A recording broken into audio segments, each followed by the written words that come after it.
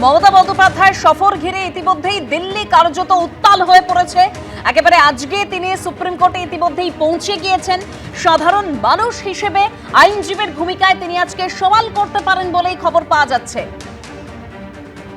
Supreme কোর্টে ইতিমধ্যেই পৌঁছে গিয়েছেন মুখ্যমন্ত্রী মমতা বন্দ্যোপাধ্যায়। আমাদের প্রতিনিধি আশাবুল হোসেন রয়েছেন আমাদের সঙ্গে। আশাবুল, এবং মুখ্যমন্ত্রী ইতিমধ্যেই পৌঁছে গেছেন এবং আজকে সবকিছু ঠিকঠাক থাকলে বিচারপতিরা অনুমতি দিলে মুখ্যমন্ত্রী হিসেবে নন, একজন সাধারণ মানুষ হিসাবে মমতা বন্দ্যোপাধ্যায় এসআইআর নিয়ে সওয়াল করবেন। তিনি সেই সওয়াল করতে চান, পুরো প্রস্তুতি নিয়ে তিনি এসছেন এবং সুপ্রিম কোর্টের তরফে তাকে এই সুপ্রিম কোর্টের শুনানিতে অংশ নেওয়ার জন্য তাকে অনুমতি দেওয়া হয়েছে, তার ছাড়পত্র মিলেছে এবং বিচারপতিরা যদি অনুমতি দেন সেক্ষেত্রে তিনি নিজে থেকেই এসআইআর ইস্যুতে তিনি সওয়াল করবেন।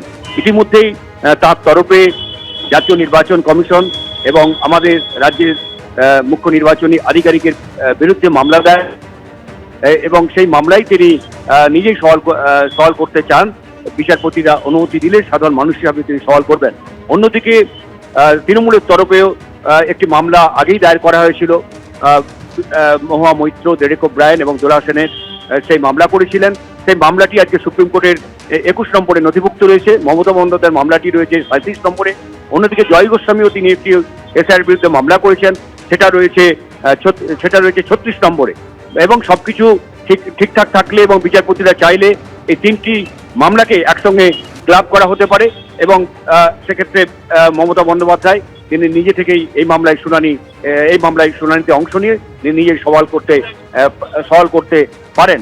এবং যেহেতু নানাভাবে তাকে সমস্ত ছাড়পত্র দেওয়া হয়েছে, মনে করা হচ্ছে যে তিনি সেই সওয়াল করবেন এবং সেক্ষেত্রে নানা বিষয়গুলো উঠে আসতে পারে। বিশেষ করে আমাদের রাজ্যের 150 জন এই এসআইআরের আতঙ্কে মারা গেছেন, কেউ হয়রানির জন্য মারা গেছেন, কেউ আত্মহত্যা করেছেন।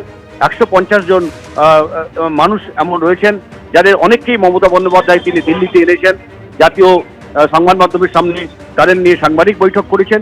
পাশাপাশি যে তার যে অভিযোগ, আরেকটি মারাত্মক অভিযোগ যে মাইক্রো অবজারভার নিয়োগ, সেটা বিধি বহির্ভূত।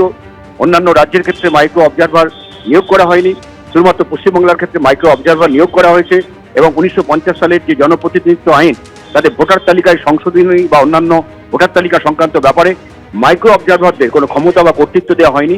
সেই কর্তৃত্ব দেওয়া হয়েছে এইআরও এবং ইআরওদের ওপরে, কিন্তু সেটাকে সেই বিধি না মেনে মাইক্রো অবজারভারদের চাপিয়ে দেওয়া হয়েছে ইআরও এবং এইআরওদের মাথার উপরে। ফলে তারা তাদের কাজটা করতে পারছেন না।